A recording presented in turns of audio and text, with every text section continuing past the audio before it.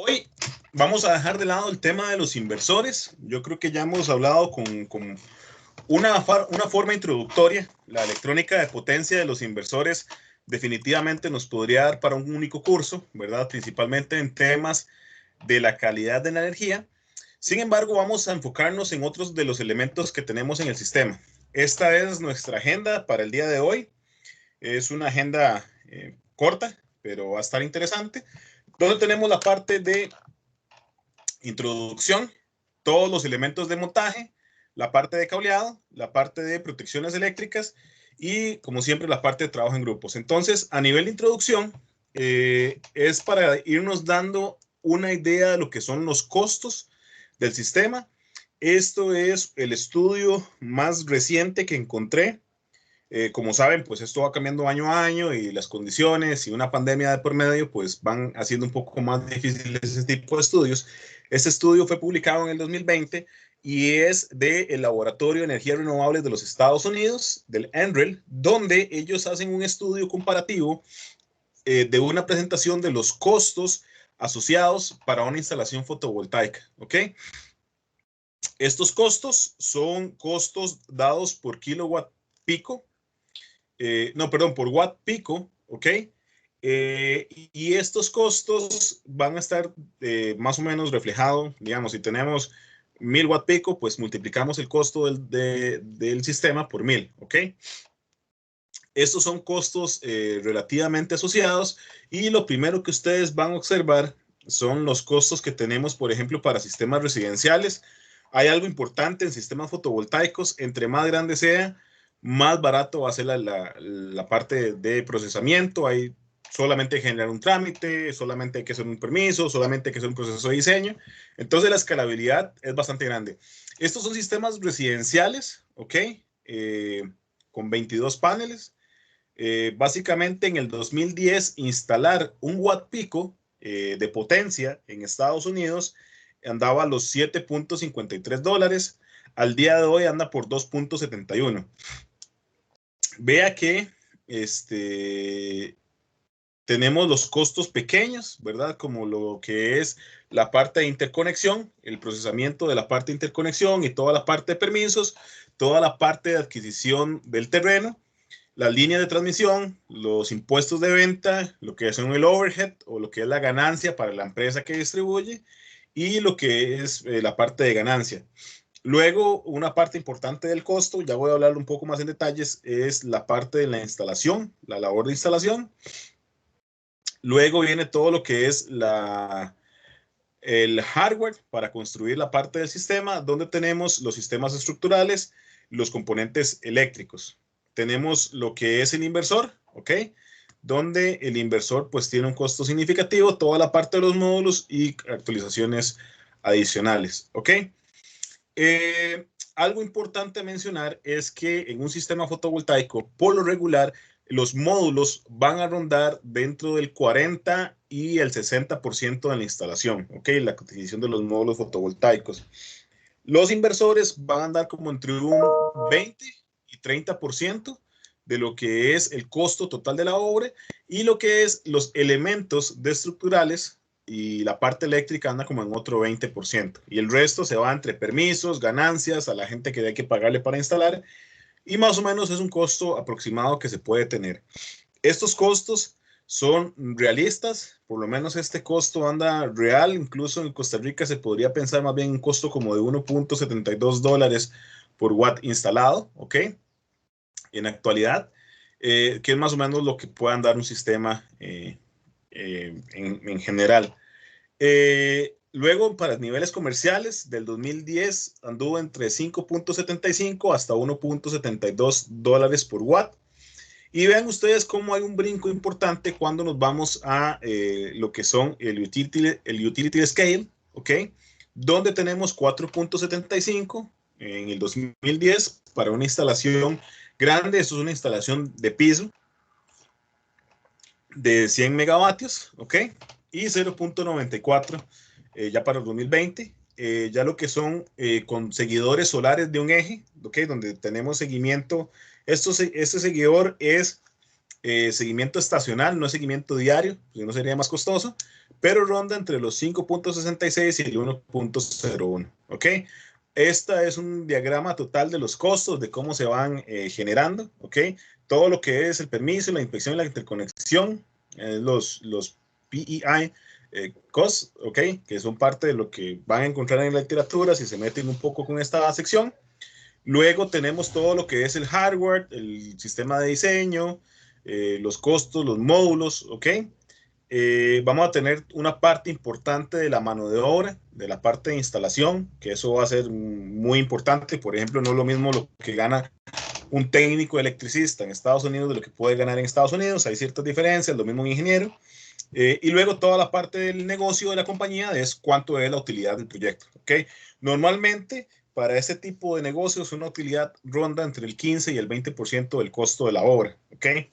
Entonces, por ahí a los que estén pensando en eventualmente trabajar en negocios, pues más o menos es parte de lo que se puede generar. Esta es un diagrama de cascada, simplemente es parte de cómo se podría actualizar de ese mismo reporte. De hecho, básicamente, cómo se podrían reemplazar componentes. Actualmente esta es la estructura general de costos, ¿ok?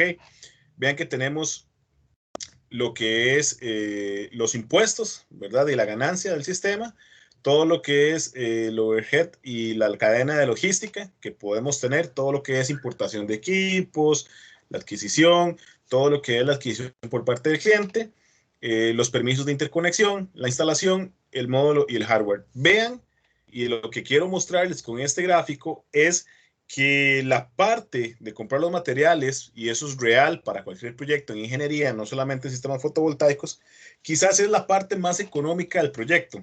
Vean ustedes que básicamente estamos hablando que un 55% del costo del proyecto son los materiales, ¿ok?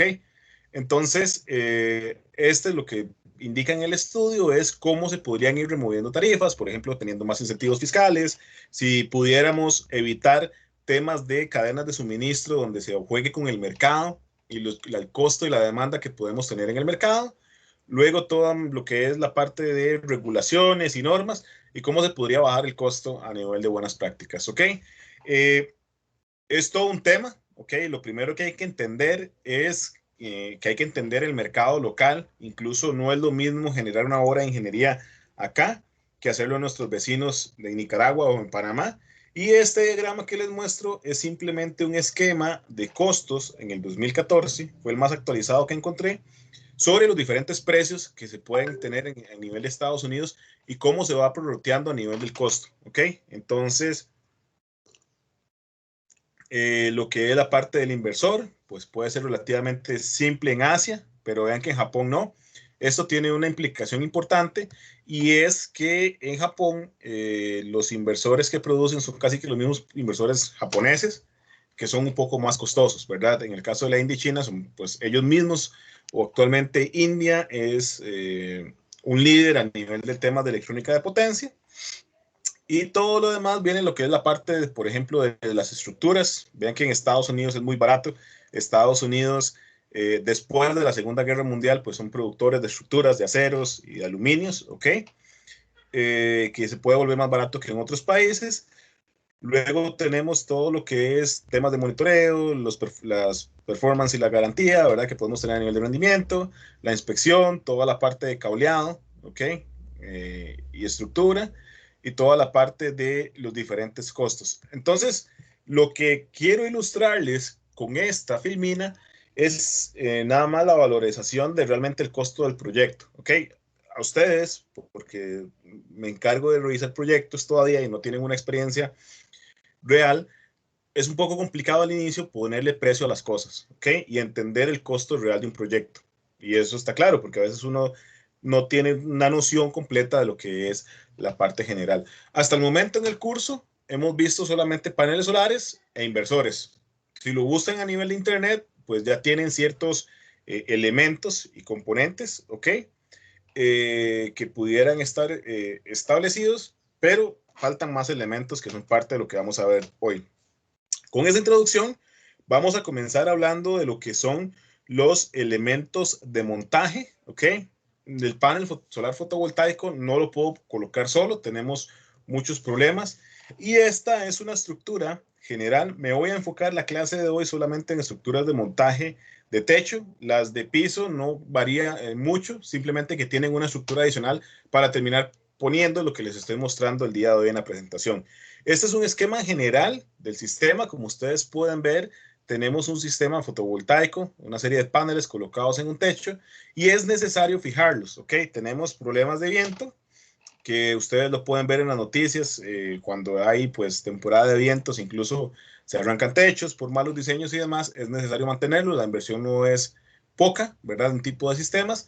Y aquí tenemos diferentes tipos de elementos. Esta parte es un poco más mecánica, no voy a entrar en muchos detalles de diseño, no creo que ustedes trabajen a nivel de diseño de estructuras, pero sí es importante la adquisición, ¿ok? Y les voy a mostrar una parte a nivel de adquisición que podemos tener.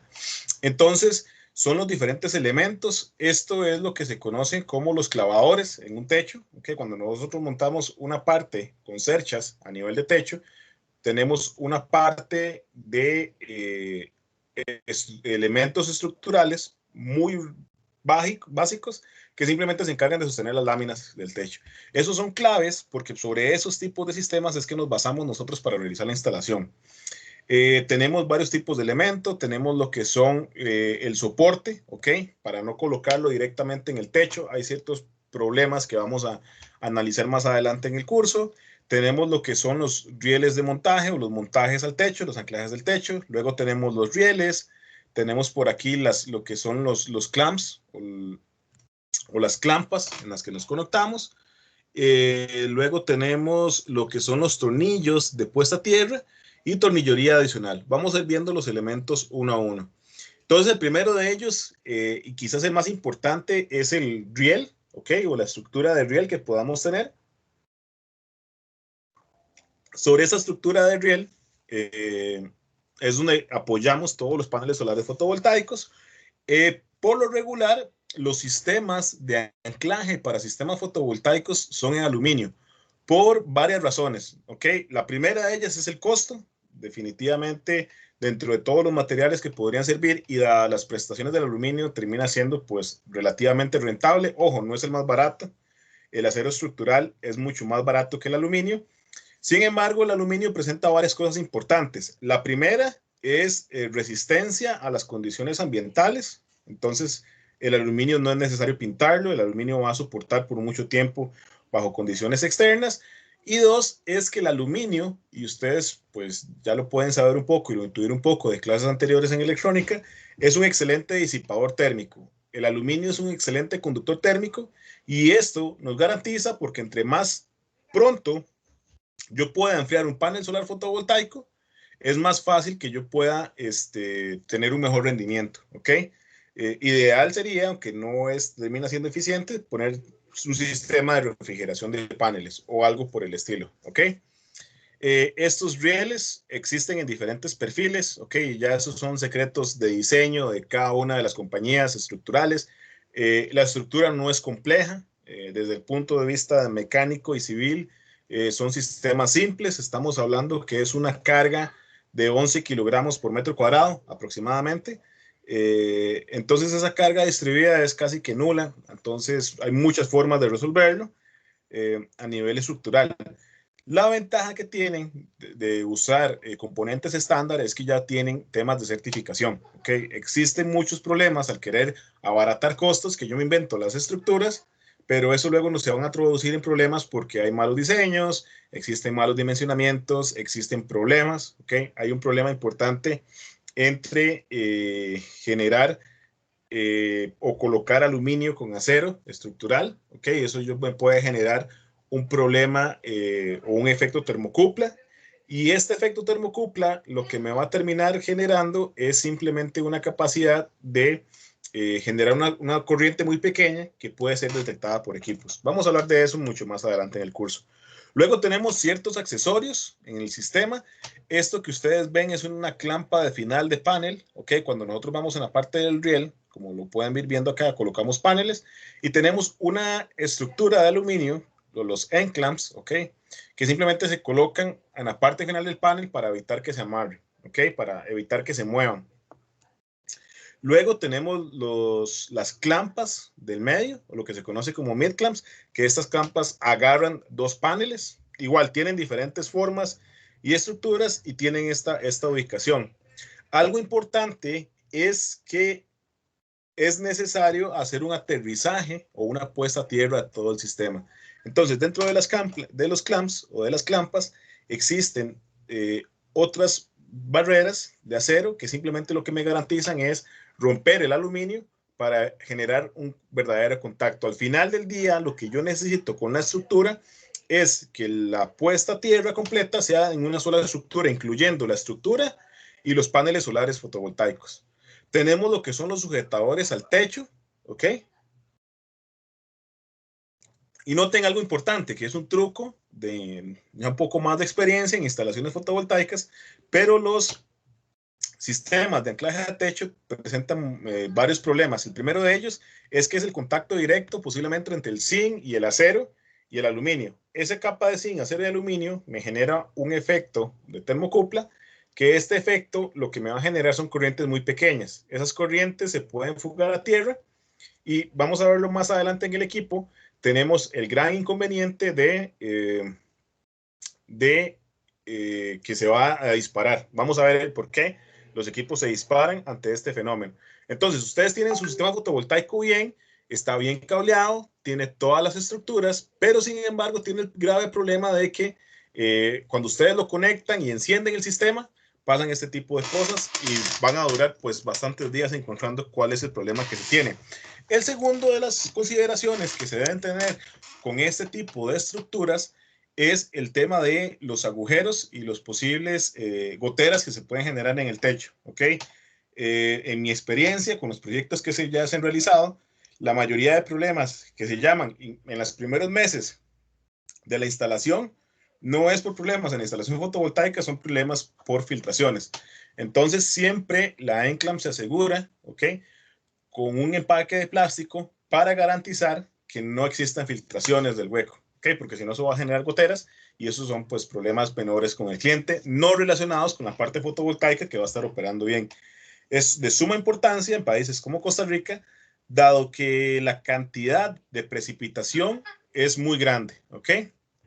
Esta es una vista general de un sistema completo. Nótese que tenemos lo que son las uniones a techo o lo que se conoce como las L-clamps, ¿ok? Vean que los techos o los tornillos de anclaje pueden ser muy largos de acuerdo a las necesidades del material. Tenemos lo que es el riel principal sobre el que se montan los paneles. Luego de estos rieles principales tenemos lo que son los rieles del final, ¿ok? O las clampas o sujetadores de final y los sujetadores medios que van colocando los paneles. Dependiendo si yo necesito alargar, ¿ok?, el sistema en varios metros, voy a tener en consideración la utilización de uniones de riel, ¿ok? Entonces simplemente es una estructura o una lámina que me permite unir diferentes estructuras de riel. Aquí es otra vista con algunos otros accesorios, ¿ok?, que se pueden tener. Existen clips o sujetadores de cable, simplemente para evitar que los cables queden expuestos. Vamos a verlo más adelante, vamos a hablar de temas de cableado, pero en el caso fotovoltaico no es una cuestión común entubar cable, o sí se entuban, pero en condiciones especiales.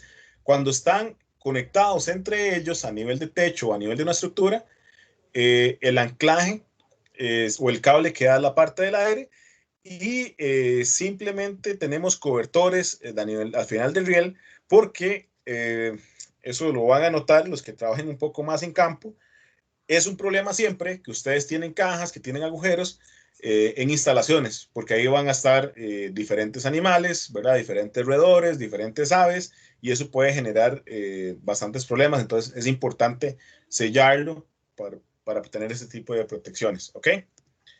Estos son los sujetadores de cable, simplemente uno los va amarrando y son clips.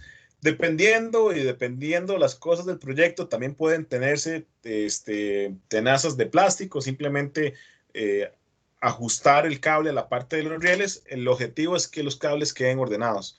Por último, estos son las clampas de puesta a tierra, donde la parte de puesta a tierra del cable simplemente lo que permite es unir lo que es un cable de puesta a tierra que se va a ir hasta la parte de la caja eléctrica de conexiones la cual debe estar debidamente aterrizada, y unir todos los paneles entre ellos para generar una única masa a tierra común que permita una propicia descarga en caso de algún accidente, ¿ok? Ya una parte de estructuras se puede mantener. Sin embargo, como ustedes pueden apreciar, en el sistema, este tipo de estructuras se mantienen exactamente igual. No hay mucha diferencia, simplemente hay una estructura de base en el piso, hay una parte de cimentación, ¿ok? Que esto ya es importante, y ya este tipo de estructuras, a diferencia de las de techo, va a requerir una revisión por un profesional estructural, un mecánico o alguien que sepa la parte de estructuras, para poder generalizar. Uno de los problemas que no sea tanto en techo, pero que sí sean instalaciones de piso, y que es un problema muy, muy común, vamos a verlo más adelante en temas de buenas prácticas, operación y mantenimiento, es justamente lo que se conoce como la fuerza de succión. Cuando nosotros tenemos cualquier estructura mecánica que tiene lo que se conoce como una bandera, ¿okay? Como abanderado, lo que significa es que tiene una capacidad de que en alguna de las caras le incida mucho viento y este viento permita volcarlo. Ese viento de succión hace una reacción que permite generarlo. Aunque suene trivial, pasa, y pasa justamente por no tener las consideraciones de ingeniería en la parte de procesos, ¿ok? Más adelante voy a enseñarles una herramienta de dimensionamiento y cálculo rápido de los elementos de montaje. Es la que pueden utilizar para no hacer pues cálculos un poco más extensos. Ustedes como electrónicos pues no va a ser tal vez el objetivo mucho la parte mecánica, pero sí es importante y lo vamos a ver más adelante. Luego tenemos toda la parte de cableado, que es sumamente importante. Existe N cantidad, aunque parezca tan simple, ¿ok? Un simple cable que uno siempre pasa pelando. Hay mucha ciencia detrás, mucho desarrollo. Vamos a tener diferentes tipos de cableado. Y la pregunta es, ¿qué tipo de cableado debería utilizar para los sistemas fotovoltaicos? Y eso es importante a nivel de consideración. Definitivamente no podemos utilizar un cable telefónico para trasigar 10 amperios en una línea o en un sistema de 1000 voltios en corriente continua, ¿ok? Estos son algunos parámetros importantes del cable, y cuando hablo del cable es los conductores más el aislamiento. Es decir, existe toda una nomenclatura para dimensionar todo esto, es decir, lo que son los conductores o los hilos conductores y el dimensionamiento. Entonces, algunas consideraciones especiales del cable que uno debería asegurarse. Lo primero es la tensión nominal o asignada, que es el voltaje máximo que le puede funcionar en el cable de manera continua. Entonces hay que asegurarse que los cables funcionen. Es decir, si tenemos un sistema de 1000 voltios, tenemos que garantizar que el cable sea que funcione para sistemas de 1000 voltios, porque existe cable, como en el ejemplo, de 450, de 750 voltios, y eso simplemente va a generar un derretimiento de los cables y eventuales conatos de incendio.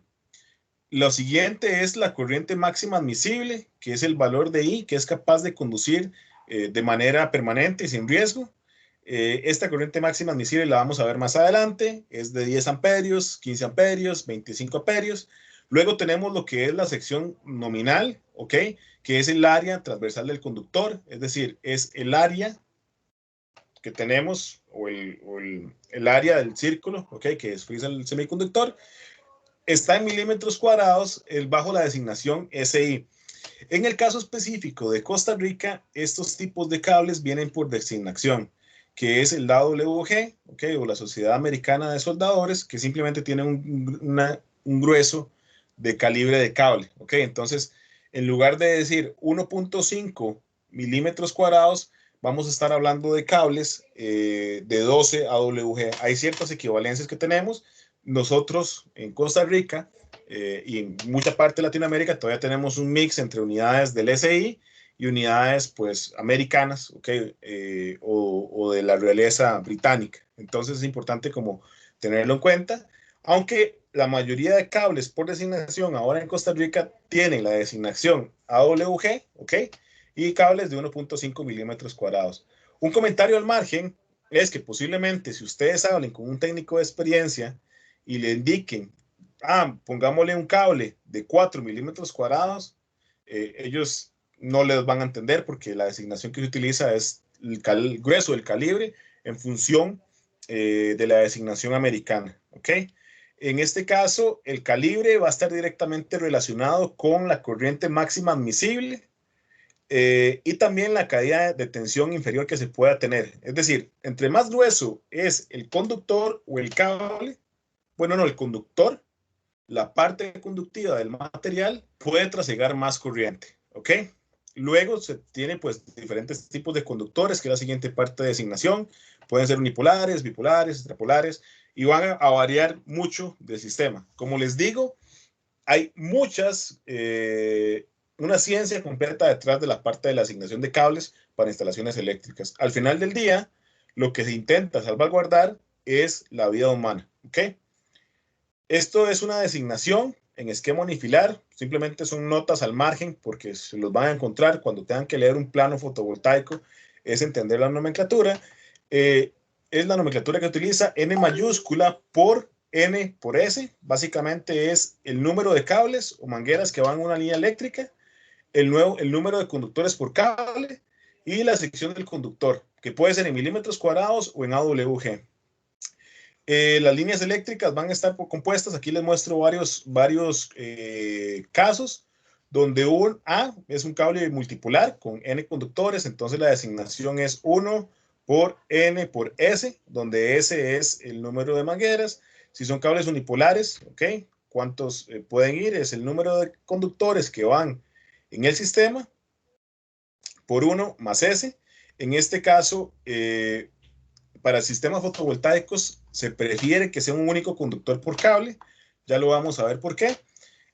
Y si además es un conductor de tierra, pues se le añade una parte de ground.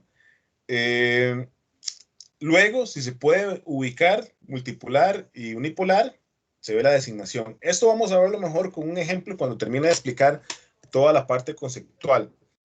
Luego tenemos lo que es un conductor sólido con aislamiento, un conductor multihilo y un conductor multihilo con aislamiento.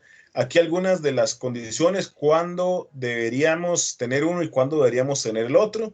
En aplicaciones donde la flexibilidad es importante, el cable conductor sólido es más complejo, es muy difícil de doblar, ¿ok? Y el cable multihilo es mucho más simple, ¿ok? Principalmente lo que son extensiones eléctricas, iluminación, es parte de lo que van a poderlo ver. Si se necesita que las aplicaciones sean con protección a la corrosión ambiental, en ese caso entonces es preferible un cable sólido a un cable multihilo. En aplicaciones de exteriores, también el cable sólido prevalece sobre el cable multihilo. En cables donde hay mucha locomoción o mucho movimiento, es preferible el multihilo al cable sólido. Y dependiendo los efectos de proximidad, es decir, los campos, la forma que puede retener el campo electromagnético, se prefiere el multihilo, ¿ok? Porque vamos distribuyendo por los conductores a uno solo. Y el tema de los precios, ¿ok? Para consideraciones. Entonces, dependiendo de lo que queramos hacer, vamos a dependerlo. Voy a decir que en sistemas fotovoltaicos el cable, por estas razones que más se utiliza, es el cable cuando tiene un conductor sólido, ¿ok? Y este conductor sólido, pues ya vemos que no es barato, tiene mayor protección a exponerse al ambiente porque es anticorrosión y es ideal para aplicaciones de exteriores. Entonces, se utiliza un poco más por ahí. Algunas designaciones que son importantes y es cultura general, pero a veces no se domina muy bien, es los códigos de colores. Si bien es cierto, un cable negro me va a conducir igual que un cable rojo, hay un tema de normativa de seguridad eléctrica, porque posiblemente ustedes no sean los únicos que vayan a ver ese sistema y en unos años vaya a venir un técnico u otro ingeniero o ingeniera a evaluar el proyecto y es necesario dejar bien notificado cuáles son los códigos de colores que se tienen. Esto es para sistemas en AC, ¿ok? En el caso específico nuestro, que trabajamos bajo el Código Nacional Eléctrico de los Estados Unidos, ¿ok? Que está amparado por la Asociación de Protección contra Incendios de los Estados Unidos, el NFPA, Esta es la normativa que se utiliza. ¿Ok? Entonces, en sistemas trifásicos, el cable negro, el rojo corresponden a la parte de fases, el azul también es parte de fase, el neutral es el blanco, y luego la parte puesta a tierra puede ser café, verde, café o verde con amarillo. Va a depender. Entonces, si nos encontramos un cable en Costa Rica, deberíamos saberlo así. Si la persona anterior fue la responsable, ¿ok? De mantener bien lo que es el estándar, ¿ok? De esa es la importancia de lo que yo puedo tener. El otro caso que podría ser interesante es el de la Unión Europea, ¿ok? Donde tenemos el café, el blanco y el gris como fases, el azul es el neutral y luego el amarillo, el verde con rayas amarillas que puede hacer. Eh, entonces les dejo por acá esto. Eso es importante, de nuevo. Un cable rojo no se conduce diferente, pero es importante el orden a nivel de los proyectos que se puedan tener. Hay dos tipos de materiales especiales para lo que es la parte de los sistemas. Tenemos lo que es el cobre y tenemos la parte de aluminio. Entonces ahí va también a haber condiciones. El cobre definitivamente es el conductor industrial de mejor uso, ¿ok? No es el de mejor conductividad, el que presenta las mejores características para los sistemas, ¿ok? Para aplicaciones especiales y aplicaciones más pequeñas como en electrónica, en microprocesadores, pues estamos hablando ya de plata u oro. El cobre es para este tipo de aplicaciones eléctricas el mejor conductor, ¿ok? Presenta la mejor conductividad. Sin embargo, es muy típico que en sistemas fotovoltaicos encontremos cables de aluminio que también funcionan, ¿ok? Tiene menor durabilidad o es menos durable cuando el cable es más pequeño. Entre más pequeño es un cable que va a durar menos tiempo. Sin embargo, el aluminio es barato, es mucho más barato que el cobre. Entonces, cuando ustedes tienen que trazar 200 metros, 300 metros, es más, en la instalación fotovoltaica del TEC se utilizaron 15 kilómetros de cable, eso por 3 líneas, ¿ok? Entonces vienen los costos de abaratamiento en el sistema, el cual juega un rol fundamental dentro de la parte del sistema general. Luego, mayor en calibres mayores, utilizado en calibres mayores, donde presenta mayores prestaciones a nivel de conducción eléctrica. Algunas condiciones importantes del cableado, donde es el amperaje, que es la capacidad de corriente que puede transportar un cable. Esta capacidad de corriente no se debe, porque en la industria, y principalmente a nivel de técnicos, se confunde el término de corriente contra amperaje. ¿Okay? El amperaje simplemente está limitado a la capacidad que tiene un cable. Si ustedes van a hacer una medición eléctrica en un circuito, están hablando a nivel de corriente. ¿Ok? Entonces, tenemos la corriente y el amperaje únicamente es la capacidad de transportar corriente. Y es una característica de los cables. Para los casos del sistema fotovoltaico, existen, bueno, en realidad hay varias formas de determinar cableado, no los voy a meter mucho con el tema de cables, aunque sí lo vamos a ver para instalaciones aisladas, que tiene un poco más de matiz. Sin embargo, existen tablas de cálculo y donde ustedes básicamente tienen una tabla y en función de la corriente del circuito, ustedes utilizan una parte del cable. En sistemas fotovoltaicos, ¿ok? Se utiliza que la corriente o el amperaje del cable tiene que ser igual a 1.25 al cuadrado o 2 veces 1.25 por la corriente de cortocircuito, ¿ok? Entonces, uno sobredimensiona el cable de tal manera que usted pueda trasigar corriente. Usted puede pasar más corriente por el cable, ¿ok? Del cable que está delimitado, pero eso se va a traducir en que el cable se calienta y si el cable se calienta puede activar las protecciones eléctricas que vamos a hablar más adelante. Para el resto del sistema, el cableado es igual a 1.25 por la corriente máxima del sistema.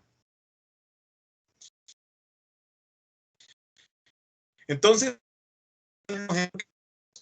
tenemos un de 1000 voltios, donde en este sistema de 1000 voltios tenemos que la corriente máxima del sistema va a estar dada por la corriente de cortocircuito, que la corriente de cortocircuito son 4 veces los paneles en paralelo, ¿ok? Entonces es 9.1 amperios por 4, que nos da 36,4 amperios, Y luego la corriente que yo debo seleccionar del cable es de 1.25 por 1.25. Aquí di la parte de resultados por 36.4 y esto nos da 56.875 amperios. Podríamos decir en la designación que podríamos aguantar 50. Perdón. Entonces, existen muchas tablas de cable. El cable tiene un componente que posiblemente algunos de ustedes vieron en un curso de circuitos eléctricos, ¿ok? En corriente continua o en corriente alterna. Y el dimensionamiento del cable va a estar directamente relacionado con la resistencia y la longitud del conductor. Entonces, para poder trasigar esa cantidad de corriente, nos vamos a nivel de tabla y buscamos dónde podemos localizar el sistema. Recordemos algo, los conductores, al igual que los semiconductores, cuando se calientan, pues van a poder trasigar un poco mayor de electricidad. Entonces, la aplicación típica, dependiendo del tipo de cable, ¿ok? Donde los cables más típicos son el RHW y el RHH, que son cables de aluminio, todo lo que son los cables THHW, THHN, THW, XHH, son cables en cobre, y los cables XHHW y el XHHW son aplicaciones especiales. Ustedes por lo regular en sistemas fotovoltaicos van a trabajar con cable RHW, que son cables de aluminio, y el THHN o el THHW, donde es la típica aplicación del cable que ustedes compran para colocar un tomacorriente, ¿ok? Entonces, en función del amperaje, es donde se definen. Ustedes se van a la aplicación intermedia, entonces buscamos dónde podríamos trasigar esta corriente. El valor de la corriente nominal que estamos trasigando por acá es de 56 amperios, lo que indica que un cable 8, ¿ok? Puede ser de bastante utilidad. Una vez que ustedes dimensionan para 75 grados Celsius, lo que tienen que asegurarse es que el límite superior esté muy cercano a nivel del sistema. Es decir, usted puede tener ese margen de juego en función de las características generales. En sistemas fotovoltaicos, recordemos que la exposición de esa corriente no va a ser por mucho tiempo, ¿ok? De hecho, que va a disminuir porque va a estar directamente relacionado con la parte del sistema. Y nótese también que tenemos varios aspectos de seguridad. Lo primero es que tenemos la corriente de cortocircuito, que es una corriente que solo va a suceder en caso de una emergencia, ¿ok? Que sí pasa, en caso de un incendio hay corriente de cortocircuito. Y luego tenemos dos factores de seguridad. Entonces vamos a estar operando sin ningún problema. Es importante porque parte de lo que les mencionaba de la utilización de un cable sólido y el verdadero dimensionamiento de los sistemas es la parte de el arqueo, ¿ok? Que podemos hacer en los eléctricos. Lo primero que sabemos, que ustedes desconocido, es que los sistemas fotovoltaicos operan en alto voltaje. Estamos hablando de sistemas de 600 voltios, que ya son los que están saliendo a nivel industrial, 1000 voltios y 1500 voltios. Dada la potencia que puedo operar, existe una posibilidad muy alta de generar arcos eléctricos entre conductores desnudos. Y estos desbalances entre paneles, por ejemplo, sombras o un panel dañado, también facilitan esta parte de los arcos. No les voy a mostrar un video ahorita, pero lo pueden buscar sin problema, donde van a encontrar N cantidad de personas haciendo fallos con paneles solares fotovoltaicos. Tenemos capacidad de generar arcos en ionizaciones en 3 centímetros, lo cual es un poco grave porque 3 centímetros hay mucha distancia en esos 3 centímetros en la que podemos generar arco. El otro tema es que como estamos trasegando valores de corriente altos, no son valores de corriente bajos, los arcos eléctricos que generan tienen la suficiente potencia para iniciar temas de incendios, ¿ok? Y esos incendios pueden devastar toda la parte de un sistema completo y poner en riesgo las infraestructuras existentes e incluso la vida humana, ¿ok?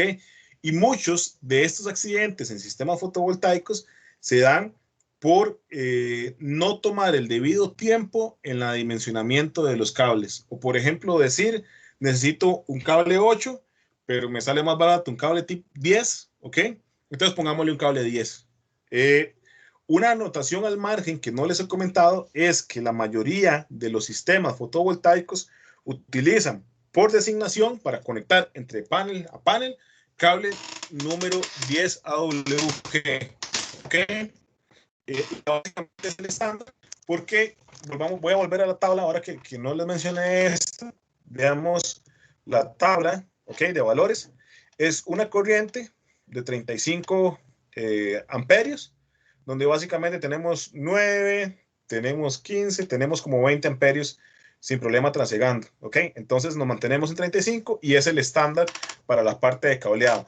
No hay que hacer mucho dimensionamiento especial entre cables, ¿ok? Entre paneles. Si ustedes conectan una cadena de paneles, va a ser cable número 10. Donde tenemos que cuestionarnos qué tipo de cable tenemos que utilizar es cuando tenemos paneles, ¿ok?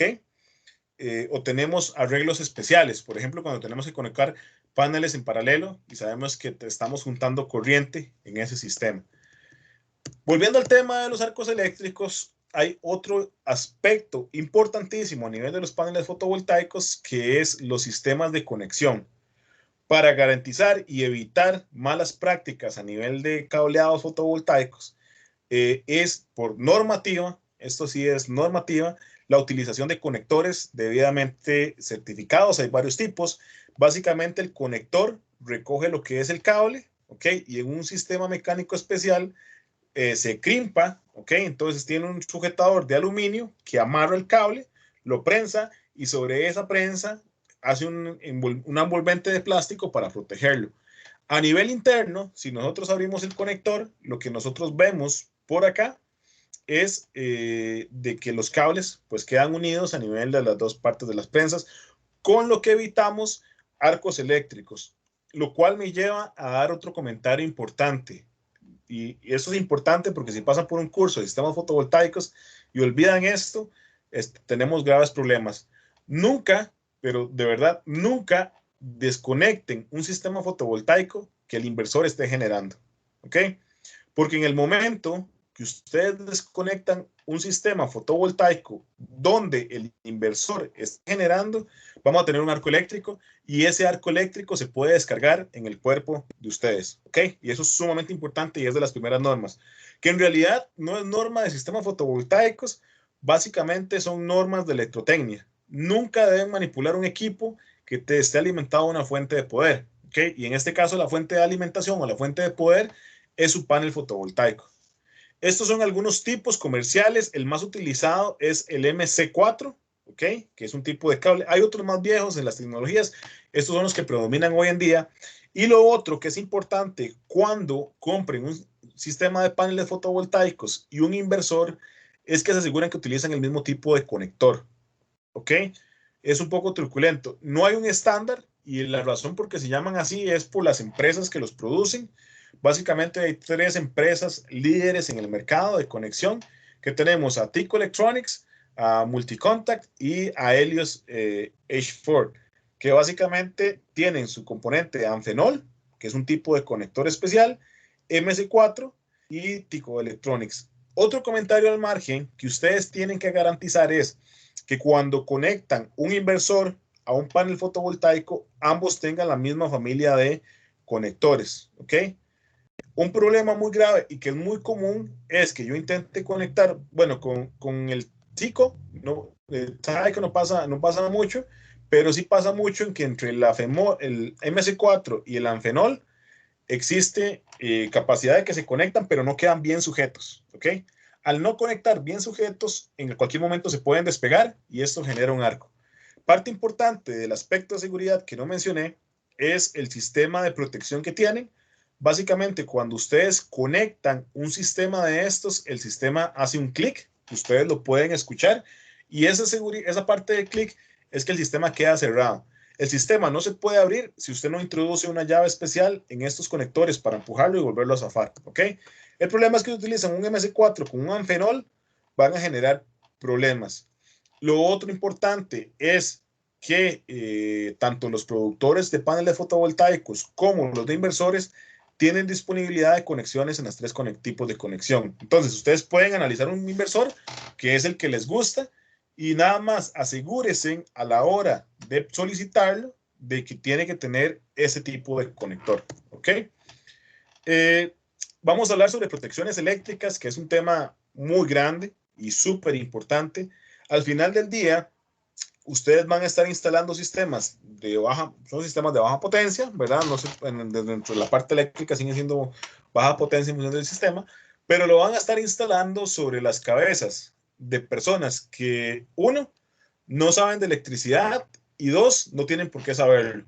Y parte importante de su responsabilidad en la parte de diseño de sistemas fotovoltaicos es resguardar la vida de los usuarios, ¿ok? En este caso, pues un aspecto importante a considerar es el tema del riesgo eléctrico. Toda instalación eléctrica de generación, transporte o consumo va a tener siempre riesgos asociados, no solamente aplica para sistemas fotovoltaicos.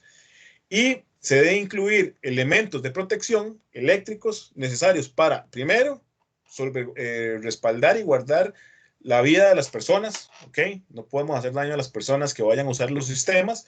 Y dos, proteger la propia instalación. Tenemos tres supuestos principales en sistemas fotovoltaicos. Hay más a nivel de riesgo eléctrico. Tenemos lo que son la protección frente a sobrecorrientes. Tenemos las sobrecargas, los cortocircuitos y la protección frente a contactos eléctricos o electrocución.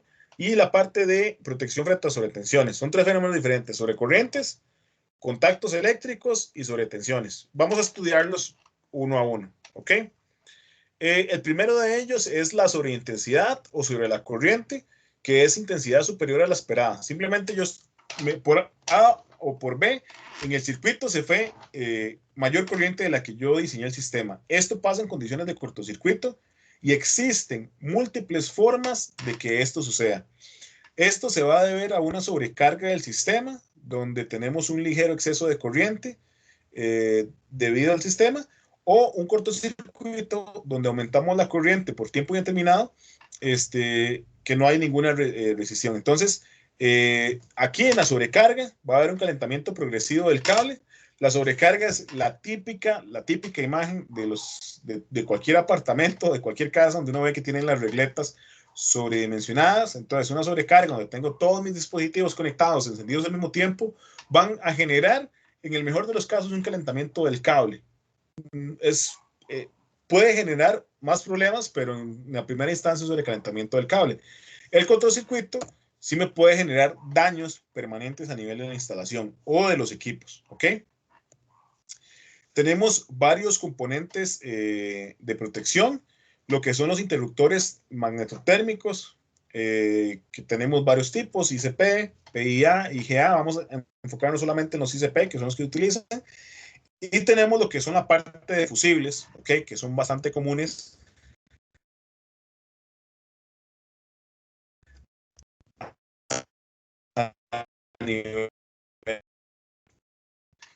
Cuando es un interruptor termomagnético o magnetotérmico, dependiendo como lo encuentren en la literatura, esta es el símbolo que vamos a encontrar en los sistemas, que indican que son desconectores por parte de efectos eléctricos y térmicos. Y estos sistemas nos permiten dar protección a sobrecargas, corrientes ligeramente mayores a la nominal, o a cortocircuitos, ¿ok? Cuando son corrientes muy superiores a la nominal. Lo que nosotros queremos hacer con cualquier protección eléctrica es que en caso de que una de las condiciones deseadas no se esté dando, el circuito se corte e interrumpa la distribución eléctrica, y con eso protegemos el sistema mientras lo podemos revisar. El funcionamiento: el aparato se desconecta al detectar cierta sobrecorriente durante cierto tiempo, ¿ok? Son cuestiones de segundos, en algunos casos milisegundos, dependiendo del tipo de descarga. Se desconecta aunque el sistema tenga una manecilla en posición de circuito cerrado, ¿ok? Nunca se pueden dejar bloqueadas. El interruptor va a tener varios polos, y independientemente de cuántos polos tenga el interruptor por desconectado, se va a desconectar, y siempre el sistema se conecta en serie con la instalación, como cuando medimos corriente. Todo dispositivo de seguridad se conecta en serie, ¿ok? Estos son típicos interruptores termomagnéticos, no son los que vemos en las cajas de breaker convencionales, pero la operación sí es el mismo, ¿ok? Estas son las curvas de funcionamiento del sistema, ¿ok? Entonces, cuando ustedes compran un interruptor termomagnético, ustedes van a ver el nivel de exposición. Entonces, en nivel de intensidad, aquí es donde se ocurre la falla, ¿ok? Si el cable está sobredimensionado en 10 milisegundos a 10 veces el valor nominal de la potencia se va a desconectar y va a ir disminuyendo en operación. Por ejemplo, si estamos en 1.2, en 1.3 de lo que dice la protección eléctrica. Esto nos permite dos cosas: las sobrecargas, que es una parte térmica, que es un pequeño exceso de corriente que actúa lentamente, y los cortocircuitos, que son magnéticos, esos son instantáneos, ¿ok? Son protecciones muy, muy rápidas. Estamos hablando de recortes en 10 milisegundos y la electrónica de potencia está ayudando mucho con esto. El interruptor tiene pues dos zonas. El interruptor siempre va a trabajar en zona 1, pero no en esta parte, no zona 2, ¿ok? La zona intermedia es la parte de tolerancia que puede mantener, pero si abren una hoja de datos de un interruptor, es lo que se van a encontrar. Estas son las partes de un interruptor termomagnético. ¿Ok? Tenemos una salida de aire. Vean que la mecánica, uno agarra los interruptores, les parecen bastante simples, pero tiene toda una dinámica de salida de evacuación de la parte de calor para poderlo detectar. Este es un bimetal, un dispositivo térmico, básicamente es un dispositivo mecánico. En el momento que el sistema se calienta, va a haber un resorte que se va a dilatar y este resorte es el que va a encargarse de generar la fuerza suficiente para que genere el disparo que cubre a la manecilla. ¿Ok? Tenemos una posición pues de abierto, lo que es la parte fija. Luego tenemos una cámara apagachispas, que básicamente es la encargada de hacer la evacuación de aire. ¿Ok? En caso de que haya un chispeo, recordemos que si tenemos un corte en caliente, siempre tenemos una parte de chispeo, ¿ok? O de arco eléctrico. Y luego tenemos contactos móviles magnéticos, ¿ok? Que esta es la bombilla de disparo magnético, que es la que actúa en forma más rápida. Posiblemente, dado que vivimos en Costa Rica y uno de los métodos favoritos de calefacción de agua para bañarnos es utilizando mucha técnica, hemos experimentado lo que es que se nos vaya el breaker. ¿Okay? Entonces usted se duchó mucho y está disfrutando de la ducha, posiblemente cantando su canción favorita, nos perdió la noción del tiempo y lo que pasa es que el breaker se dispara. ¿Okay? Una mala práctica que no debería ser, okay, y es parte tal vez de las cosas nuevas que van a ver hoy, es que los fabricantes solamente le indican que la vida útil del breaker para que pueda operar son 3 disparos.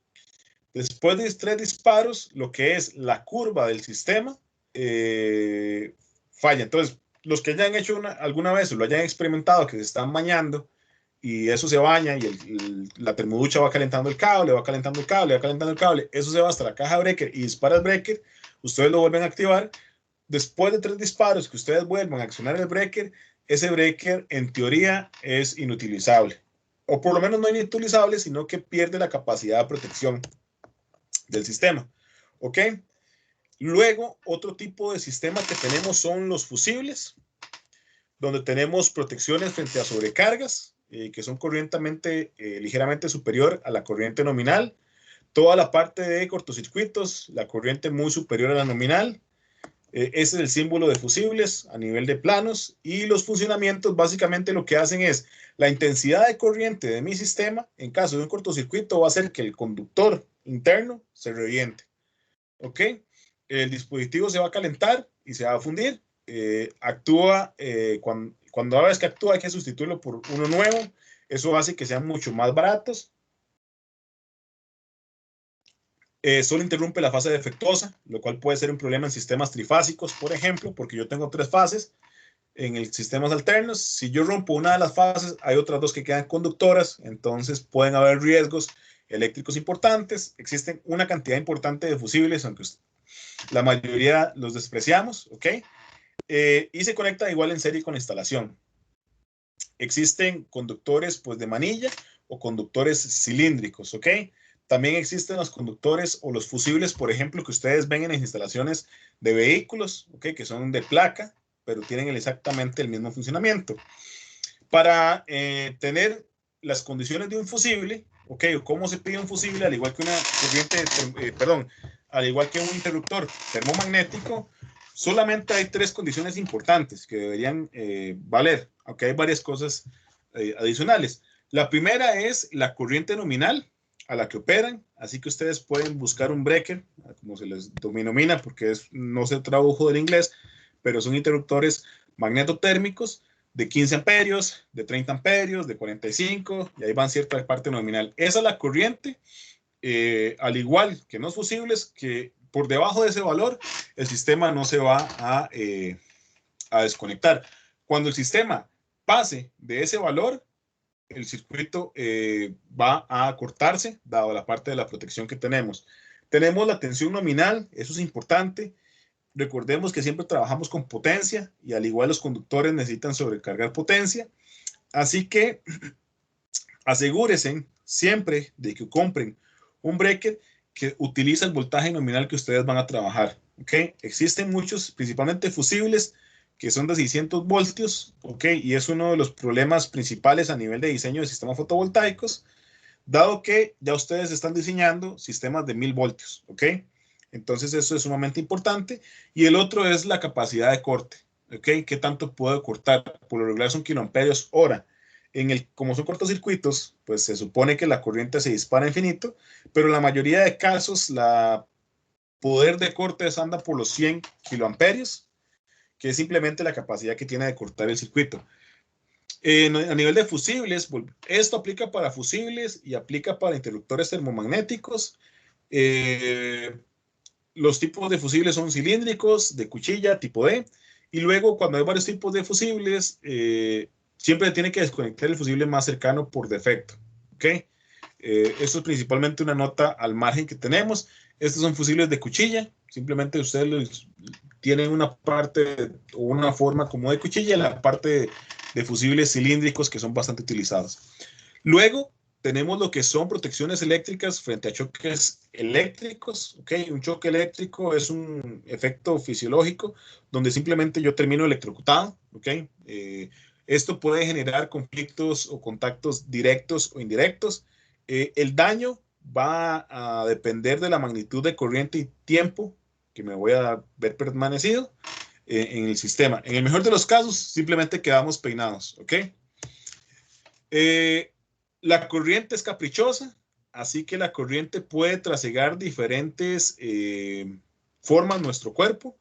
Lo puede hacer de mano izquierda a mano derecha, lo puede hacer de mi pie derecho al pie izquierdo, lo puede hacer de la cabeza, baja un arco hacia el brazo, pasa por mi cerebro y regresa.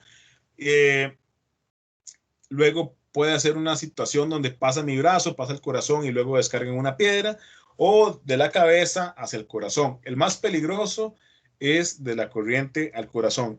No lo traigo acá, pero lo nominal, y es un poco no tan agradable, en cursos de seguridad eléctrica, que lo que se enfoquen sean imágenes de accidentes eléctricos. Son realmente pues grotescos. Si ustedes tienen pues cierta curiosidad por entender qué está pasando, lo importante que tenemos que entender es que debemos proteger a los sistemas con sistemas adecuados a nivel de protecciones eléctricas, ¿ok? Pero puede generar pues lesiones muy graves. Nosotros somos una resistencia muy grande, bueno, no tan grande en realidad, somos como de 2 kiloohmios en general, dependiendo de cómo lo toquemos, y básicamente esa es la estructura eléctrica de nuestro cuerpo. ¿Okay? Los brazos tienen una resistencia de 460 ohmios, la parte de arriba torácica de unos 80 ohmios, en la parte de abajo de unos 125, en la parte de la cadera unos 15, y en las piernas unos 840 ohmios. ¿Ok? Esto es importante y es algo que he notado que cometen mucho, aunque no se debería porque es uno de los principios básicos de medición de resistencia, y es justamente que uno nunca debería medir una resistencia cogiendo el multímetro con las dos manos, porque nosotros somos una misma resistencia, entonces estamos midiendo una resistencia con nosotros en paralelo a esa resistencia, lo cual cambia el valor, ¿ok?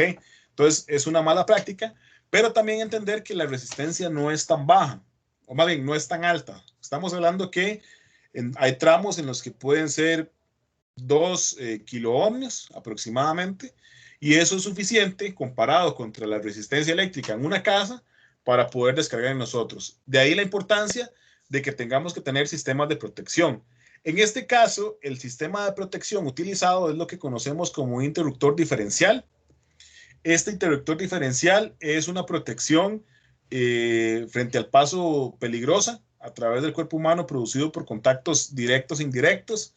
A nivel de funcionamiento, simplemente detecta cuál es básicamente lo que detecta ese tipo de interruptor diferencial es si existe una falla o un punto de fuga de la corriente que no sea la tierra, ¿ok? Si esta corriente de defecto o corriente residual existe en el sistema, se va a bloquear. Y no es mucha corriente, estamos hablando que son 30 miliamperios. Entonces, es un sistema electrónico que está enviando corriente y simplemente detecta si existe una fuga a nivel del paso a la parte de conexión, ¿ok? El aparato siempre se va a desconectar, así está en la posición de encendido.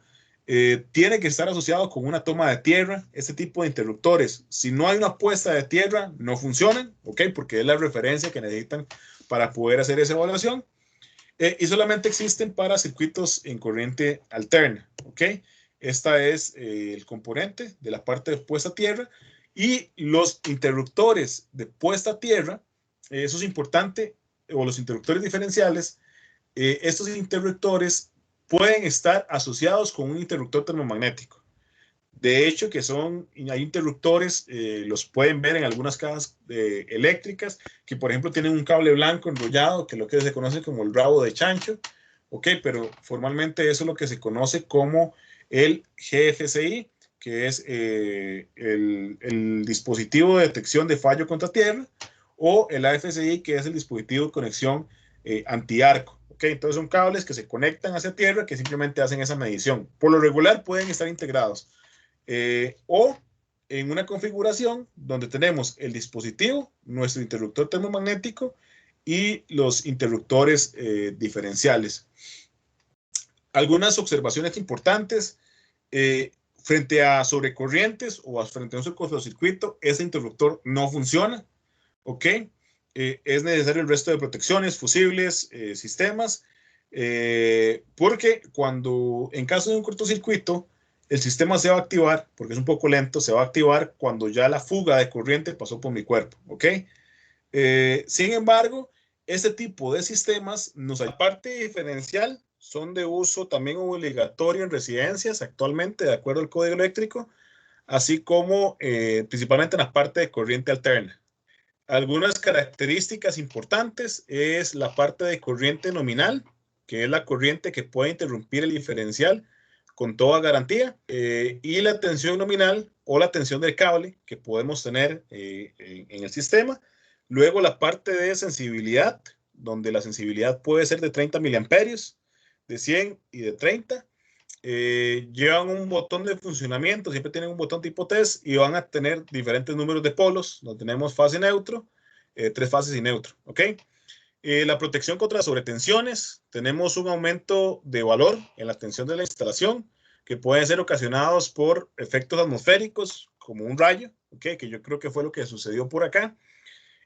Alteraciones en la red eléctrica por motivos varios, conmutaciones, efectos inductivos, capacitivos, ruidos, sobrecargas en la red eléctrica. Por ejemplo, eso puede ocasionar valores de sobretensión o por ejemplo, cuando estamos cerca de industrias que hayan apagonazos de ese sistema. Luego tenemos dos tipos de sobretensiones, una que es transitoria, con aumentos muy elevados en kilovatios, en kilovolts, de una duración muy corta, en microsegundos. O sea, son picos de tensión que podemos tener o que podemos experimentar, o permanentes y temporales, que son aumentos suaves, que van oscilando, ¿ok? Durante un tiempo indeterminado. Estos son los tipos de sobretensiones que podemos tener si los vemos en un osciloscopio, por ejemplo, o en un analizador de potencia. Vemos que tenemos sobretensiones de origen atmosférico. Simplemente en una cuestión de milisegundos cayó un rayo y ocasionó el problema. O bien tener sobretensiones de maniobra que pudiéramos estar utilizando, ¿ok? Eso es transitorio, que son hasta 140 microsegundos. O sobretensiones permanentes, que pueden ser tensiones que se van manteniendo, por ejemplo, por el uso de motores eléctricos cerca. Para este tipo de sistemas tenemos descargadores de sobretensiones transitorias, donde tenemos un funcionamiento para proteger las tensiones elevadas, derivando a tierra ese exceso de tensión.